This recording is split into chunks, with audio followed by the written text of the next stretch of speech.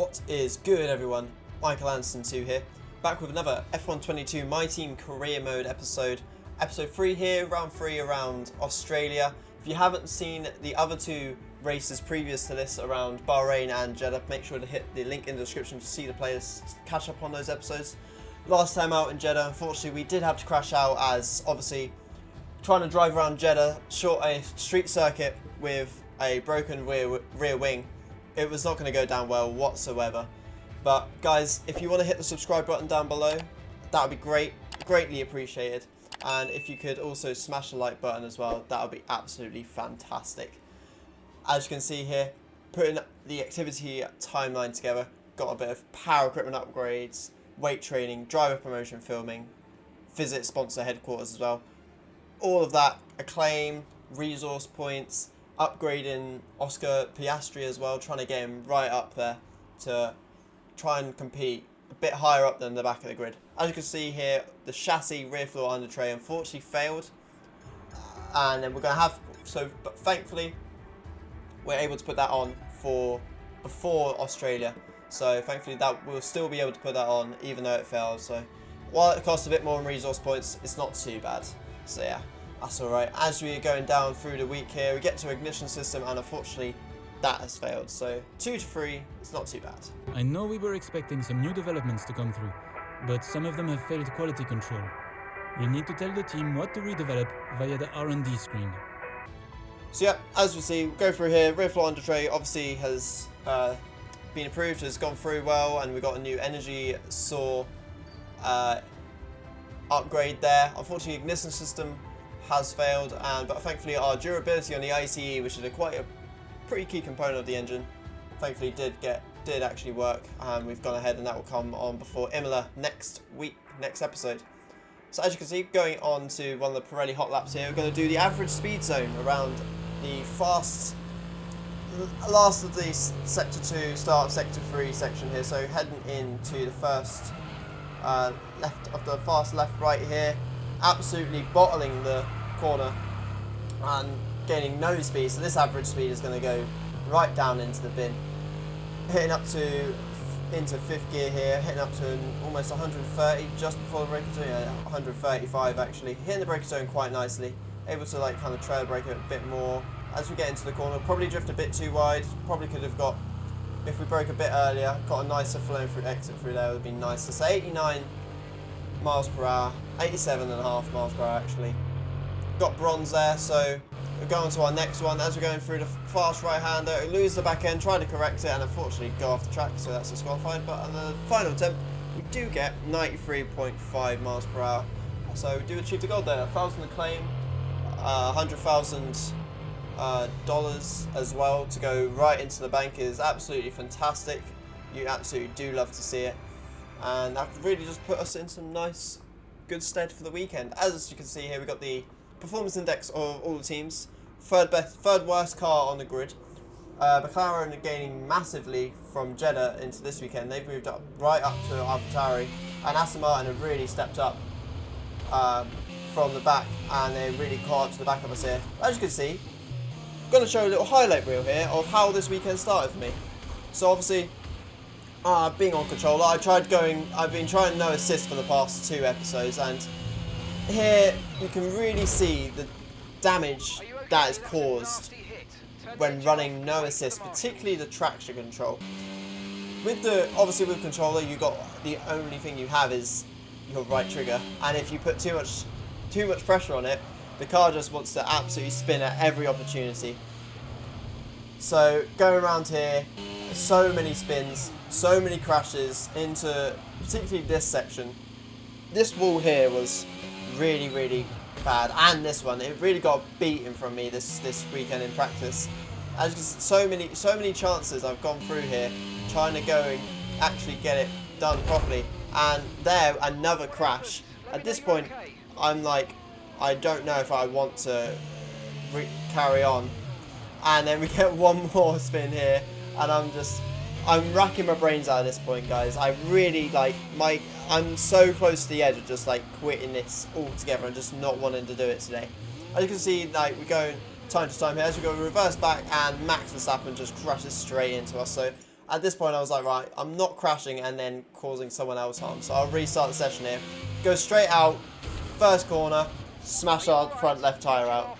And at this point, I'd completely lost it. I was so angry. I wanted to restart and just start it all again. And from now on, I've decided I'm going to put medium traction control on until I've at least mastered that. And then from there, we can kind of test it out. But as you can see, even with medium traction control, I'm still smashing out and still smashing the car to pieces. So practice has gone really badly this weekend. I've had absolutely no confidence in the car. As you can see, my driver is livid. He does not want to be anywhere near the car. He has no trust at all in the car, and particularly when you're going into a race like this, you want to be really you've got to trust the car. It's particularly in F1, you've got to trust the car, and you've got to make sure that you know that when you put in the throttle down, the car's not going to spin out from beneath you. As you can see, getting some discounts on some R&D parts here, going quite well, but we're going to head into qualifying. No trust at all in the car, but we're going to just see what we can do from here.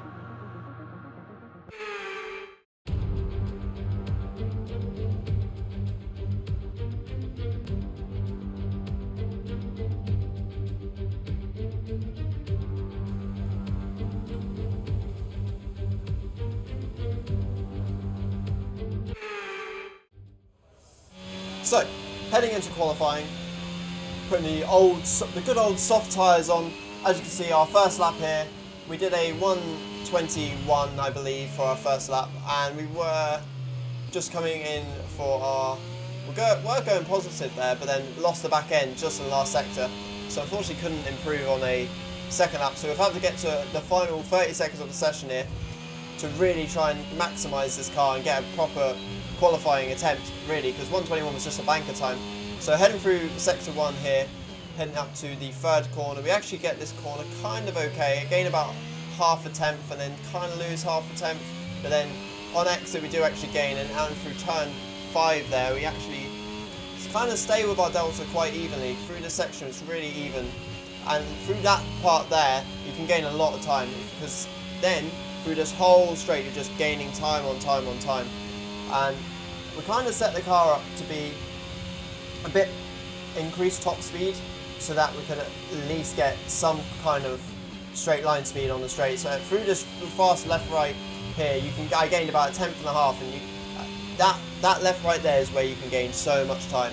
Going into this final sector now, breaking at 100 meter boards to get down this corner. I kind of messed it up on the banker, and as you can see I gained about 2 tenths there.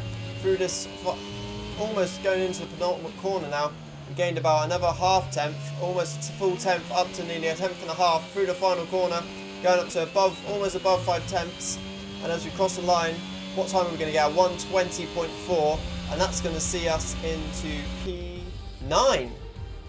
Very good lap. I was very happy with that. Obviously, kind of putting the cat amongst the pigeons there. Oscar with a 1:21.4. I think if I had kept the lap I had previously, I would definitely have not got through into Q2 here.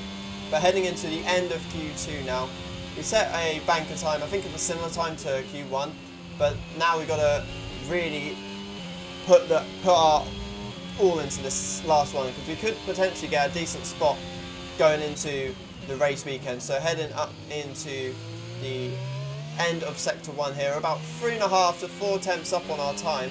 So looking very, very good right now. Very healthy, 4.5 tenths up, heading into the start of sector 2 now. Quite happy with how everything's gone. The 27.6 for the first sector is not too bad.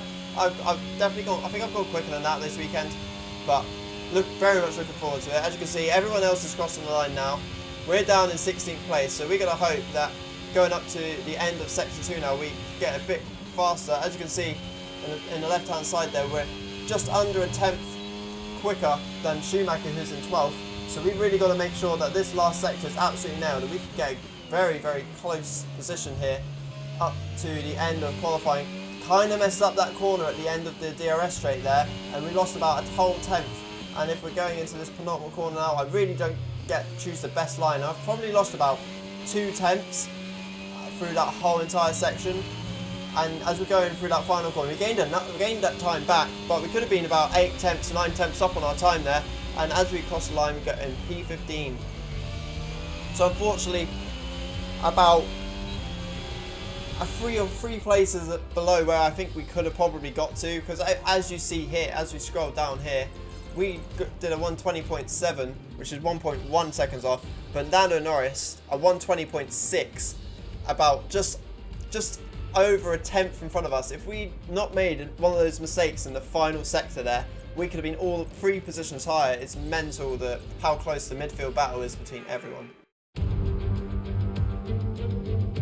You can hear the Australian fans roaring as they line the track here at Albert Park. Welcome to Melbourne, and the roar from the crowd could only mean one thing. It's race day. The Melbourne circuit is certainly one that needs to be taken seriously. Its combination of slippery surfaces and difficult corners make it a tricky track when it comes to overtakes. Drivers find it hard to pass and will need to take full advantage of those DRS zones if they want to have any hope of breaking through.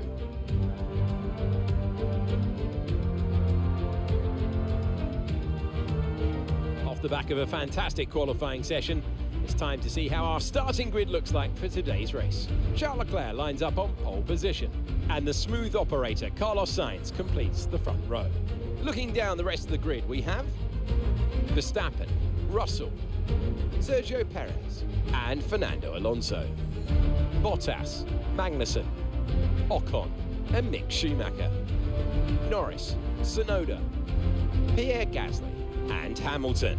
They've taken a grid penalty. Anderson, Joe, Sebastian Vettel, and Daniel Ricciardo. Stroll, Oscar Piastri, Albon, and Nicholas Latifi. Which of these talented drivers will come out on top today?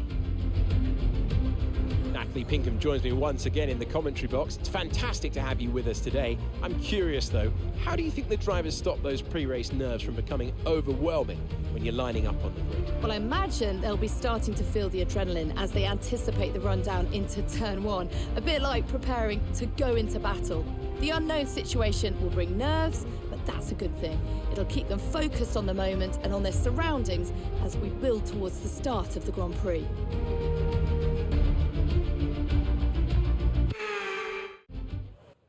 So, as you see, P15 for the race today around Australia. Very happy with qualifying, I'll be very honest. I wasn't expecting to get into Q2, but alas, we got into it and we did all right.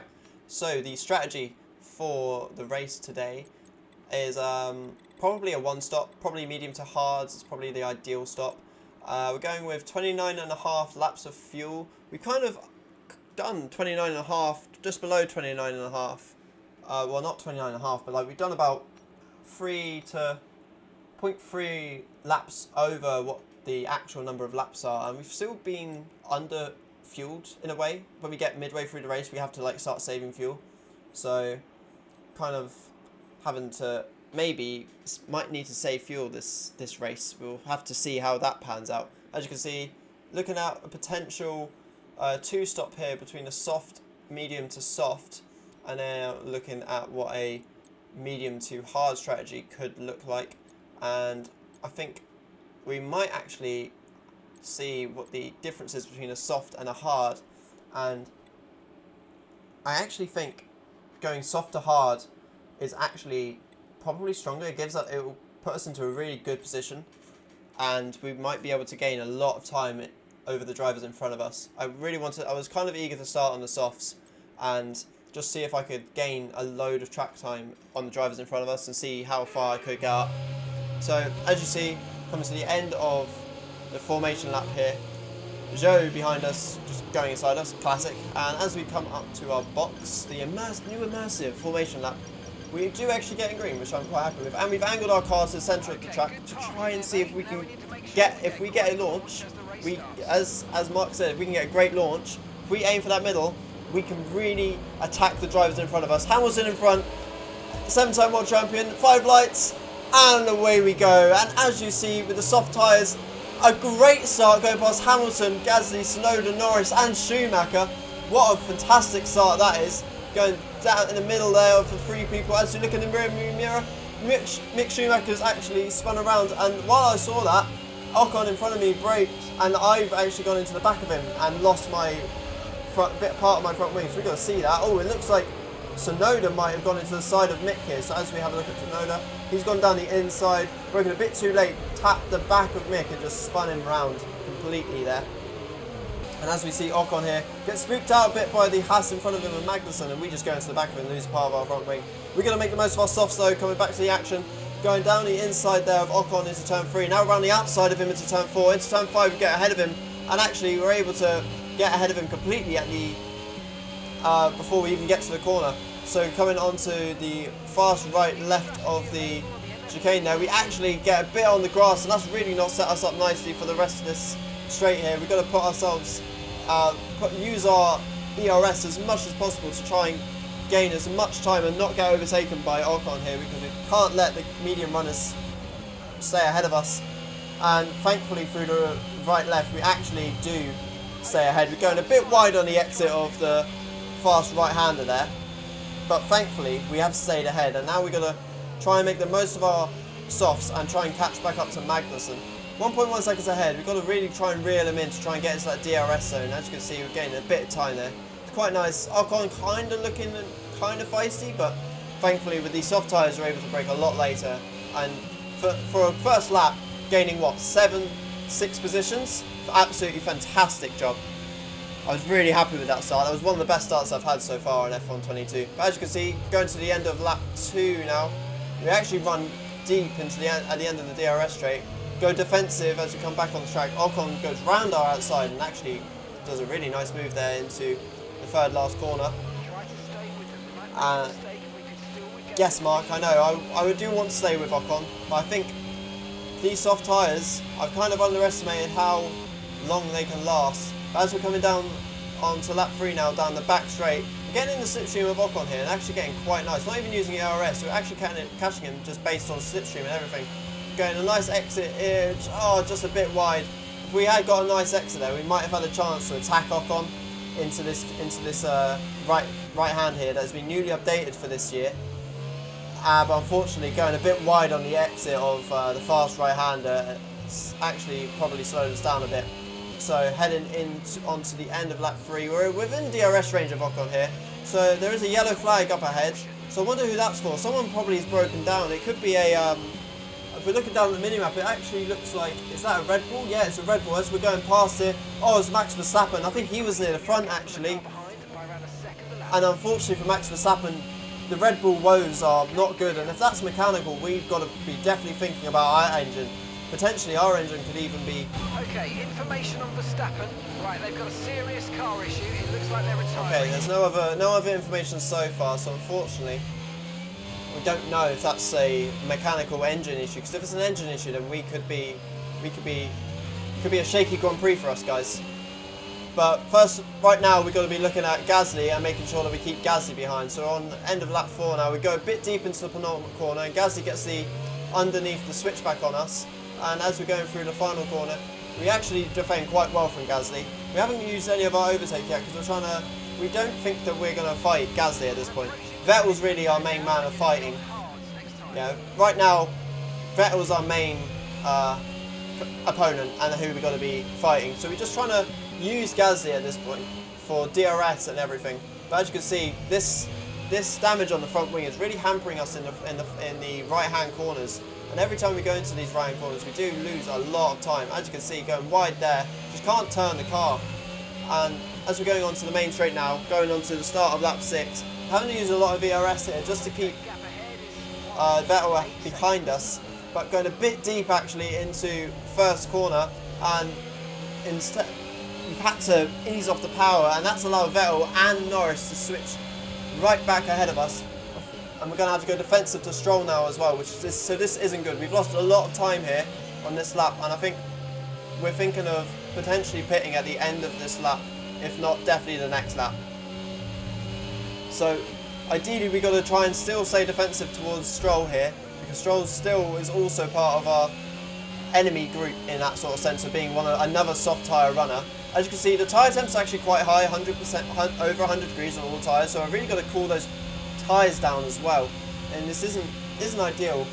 at all. Stroll going down or inside here. We actually stay round the outside, actually hold it round the outside into the fast right-hander. We're just about staying track limits there, probably cut the corner a tiny bit, but I had to just to allow both of us to get through that corner safely. As you can see, going into the pits now on the end of lap 7. And this possibly is the worst pit stop I've ever done. 1, speeding into the pit lane. 5-second penalty already given to us that we can't deal with in our pit stop. And we also then turn late for our pit stop, while we also have a front wing change. We had an issue removing the front wing. I know it's not ideal, but let's try and put it behind us and get back into this And race. to top it all off, we get an issue taking off the front wing. So an 8.2 second stop is what it could have been, has turned out to be a 10.5 second stop plus a 5-second penalty. If that's not the worst pit stop you've ever seen on F1 22, then I don't know. I don't know what could possibly be worse than that, guys. So that has really set us back. As you can see, Stroll has ended up being 9 seconds ahead of us, and so has Vettel. Lando Norris, who we were fighting as well, was out of the Grand Prix. So that's another player who we were able to get back at.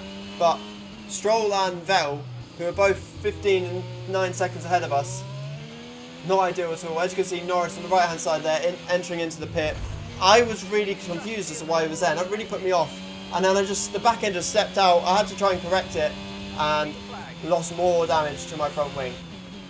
So this whole Grand Prix has just gone down the drain, guys. We've got damage to our front wing again for this whole entire hard stint. We've got a 5-second penalty that we'll need to serve at the end of the race, most likely, because I'm not going to make another pit stop. Our teammate is into the pits as well right now. I'm wondering where he's going to end up. Is he going to end up ahead of us, or is he going to end up behind us? Because we've got our tyres warmed up, anyone who comes out now will actually get really cold tyres, and they'll have to warm the tyres up completely.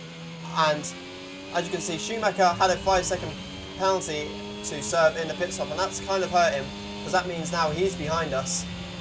And that's a driver that we're going to have to look out for the rest of this Grand Prix. While he's come out about a second behind us, we're probably going to gain quite a lot of time with his cold tyres. We're going to try and gain as much time as we can. As you see, coming towards the end of, midway through lap 16, we're about 3.1 seconds ahead, but as you see in the bottom right hand corner, we have underfueled. We've lost fuel, and we're now not, at this rate, not going to finish the Grand Prix.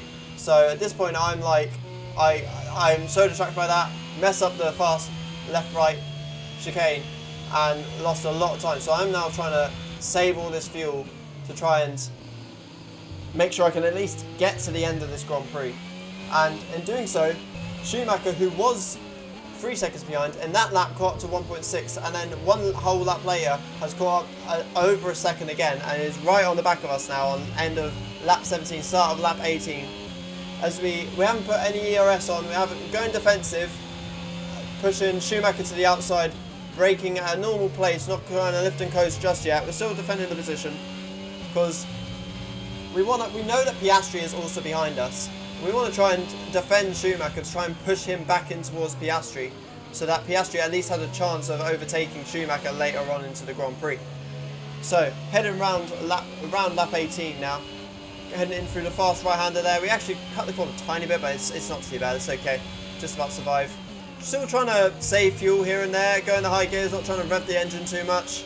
As you can see, revving a bit too much there, but it's fine. We end up going wide, trying to break the toe, trying to not allow Schumacher to get back at us. Going down this back straight here, we actually leave the door open down the inside, and Schumacher takes this gladly, and I tried to let him through this fast left right hander, but unfortunately I tried to go too wide through there. I go probably a bit too close to Schumacher, stick to his tyre, it spins us out slightly, and we lose about 4 seconds.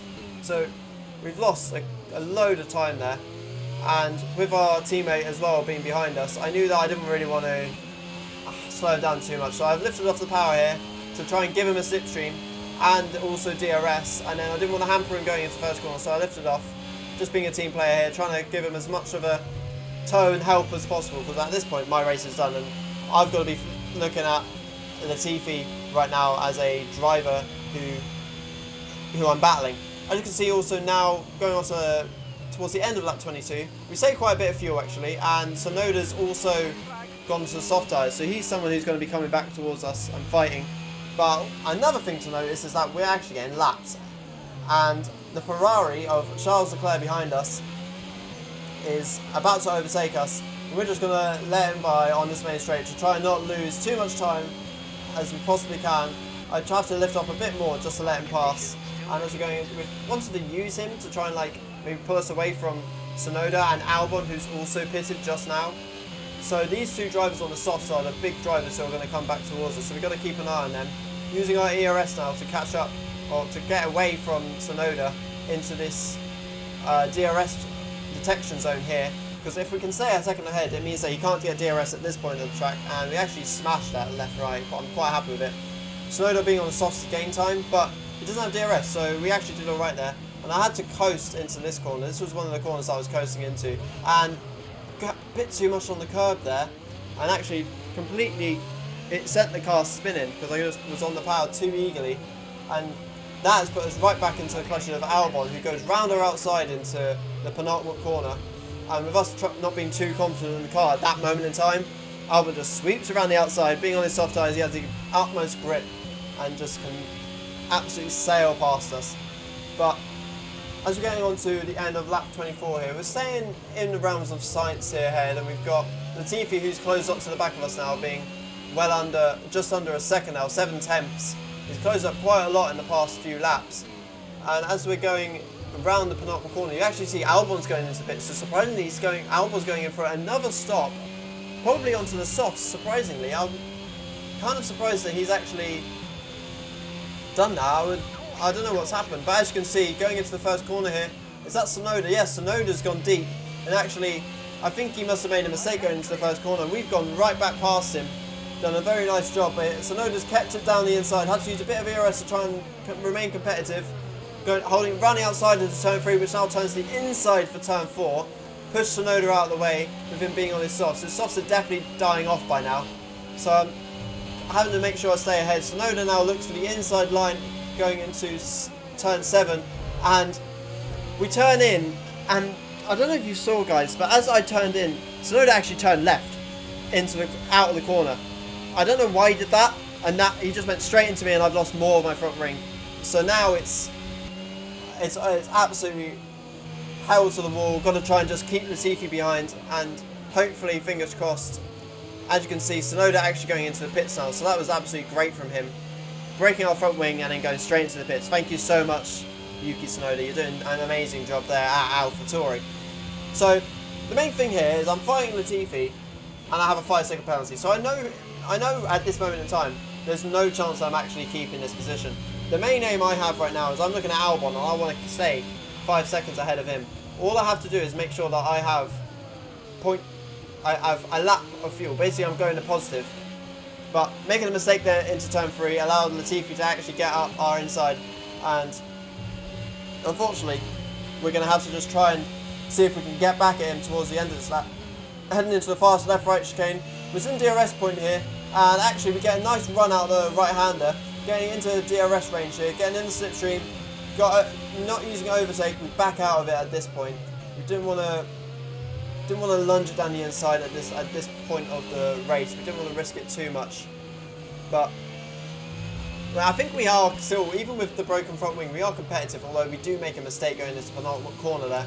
And while I'm thinking that I need a lap of go in the positive, because we're a lap down, we actually don't need that lap of fuel. At this point in the race, I didn't know this, but looking back at the recording, I'm now realising because we're lapped, we don't need that fuel to be positive. We can go full ham, and as you can see, going on to lap 27 in DRS zone, we actually get a really, really good drive out of the right-hander. We're now moving to the inside of this corner, trying to late brake, lock up the front tyres a bit, and actually we do end up pushing Latifi wide there. We do get a warning for a collision, so it has been noted and done by the stewards there. So I feel like it's free to race from this point onwards. Unfortunately, as we look at Albon behind us, he has creeped to within 5 seconds, so currently we will be finishing in P18.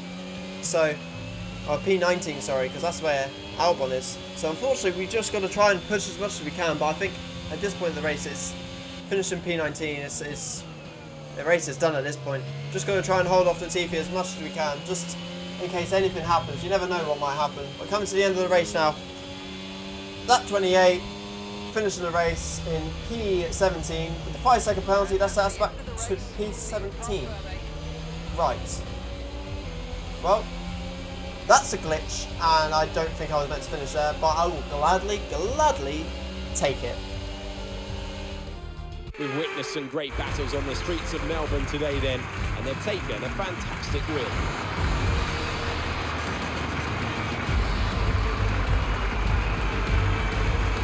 Natalie Pinkham, how do you think they were able to set themselves apart today? I feel consistency was probably the key today. There's being quick, and then there's being quick lap after lap after lap. If you can do that, you can capitalise on other people's errors without making many of your own. And that's an approach that can push you a long way up the field. Ferrari are at it again. An excellent performance at today's Grand Prix. And they're certainly a team that know what they're doing out there.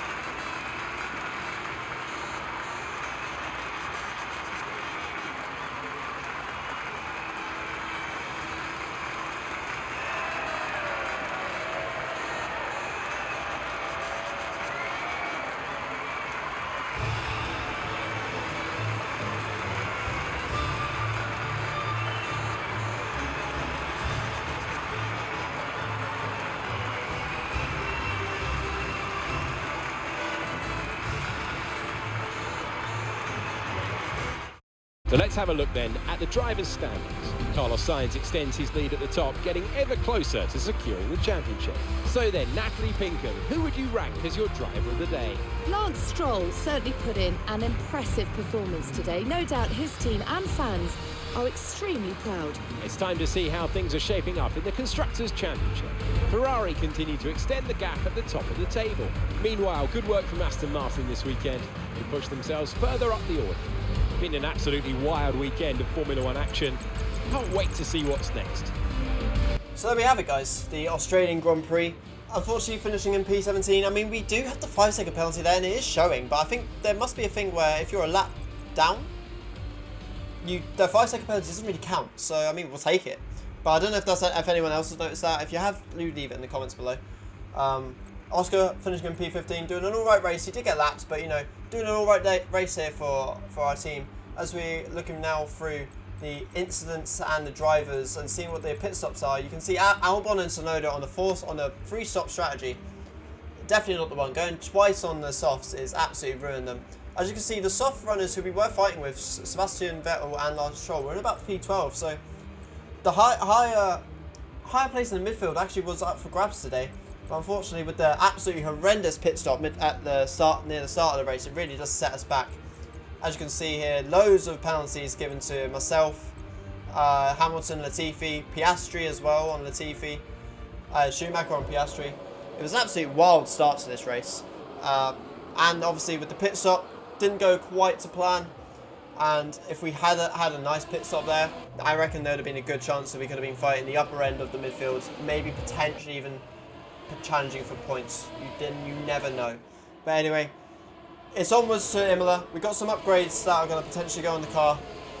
But until then, if you haven't subscribed, make sure you hit the subscribe button down below. If you could hit the like button as well if you've watched all the way through, that would be greatly appreciated.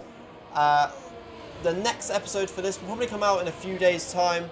I'm just about to go into the race for Imola at this point of the recording.